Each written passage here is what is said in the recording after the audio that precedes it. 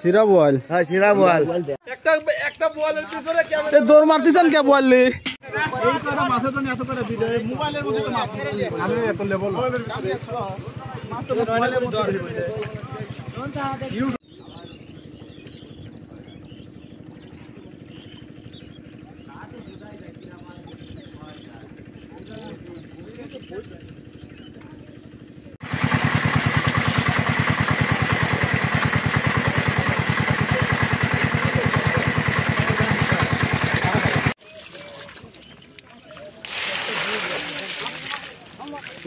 তো ভাই